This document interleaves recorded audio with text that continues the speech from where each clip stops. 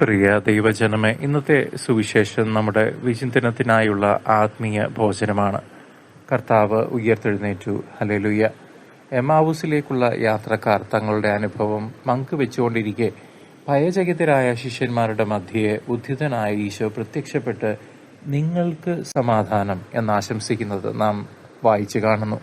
ഭൂതമല്ല, മറിച്ച് മാംസവും അസ്ഥിയുമുള്ള തന്റെ ശരീരം കാണിച്ചു കൊടുക്കുന്നതിലൂടെ മരണത്തെ ജയിച്ച യഥാർത്ഥ വിജയമാണ് അവിടുന്ന് വെളിപ്പെടുത്തുന്നത്.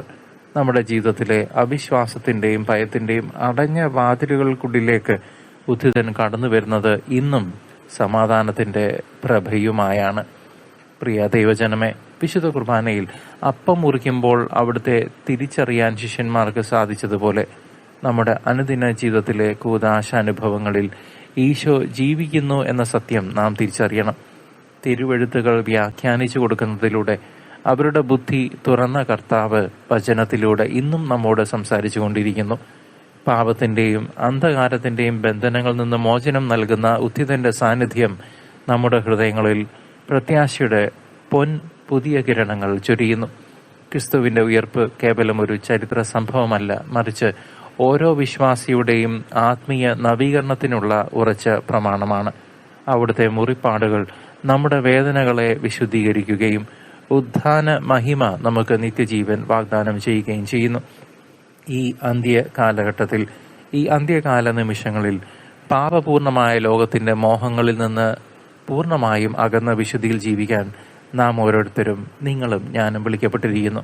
ഉദ്ധിതനായ ക്രിസ്തുവിന്റെ സാക്ഷികളാകുക എന്നത് വാക്കുകളിലല്ല, പ്രത്യുത അനുതാപത്തിലൂടെയും ആത്മീയ ഉണർവിലൂടെയും നാം തെളിയിക്കേണ്ട ഒന്നാണ്.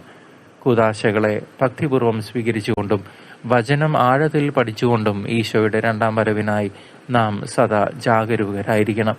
ലോകം നൽകുന്ന നശ്വരമായ സമാധാനത്തിനപ്പുറം ദൈവപുത്രൻ നൽകുന്ന അനശ്വരമായ ശാന്തിയിൽ നമുക്ക് അഭയം പ്രാപിക്കാം. അനുതാപം വഴിയുള്ള പാപമോചനം എല്ലാ ജനതകളോടും പ്രഘോഷിക്കാനുള്ള ദൗത്യം നമുക്കും നൽകപ്പെട്ടിരിക്കുന്നു. മരണത്തിന്റെ നിഴൽ വീണ താഴ്വരകളിലൂടെ നടക്കുമ്പോഴും ഉദ്ധിതൻ കൂടെയുണ്ടെന്ന ബോധ്യം നമുക്ക് കരുത്തേകട്ടെ. ദൈവത്തിന്റെ കുഞ്ഞാടിനോടൊപ്പം നിത്യവിരുന്നിൽ പങ്കുചേരാൻ നമ്മുടെ ജീവിതങ്ങളെ ഒരു ബലിയായി സമർപ്പിക്കാം. വിധി ദിവസത്തിൽ അവിടുത്തെ വലതുഭാഗത്ത് നിൽക്കാൻ അർഹത നേടും വിധം ഈ ഉയർപ്പുകാലം നമ്മെ രൂപാന്തരപ്പെടുത്തട്ടെ. കർത്താവിന്റെ മഹത്വപൂർണമായ പ്രത്യാഗമനം ആസന്നമായിരിക്കെ പ്രാർത്ഥനയിലും പരിത്യാഗത്തിലും ഉറച്ചു നിന്ന് നമുക്ക് അവിടുത്തെ വരവിനായി കാത്തിരിക്കാം.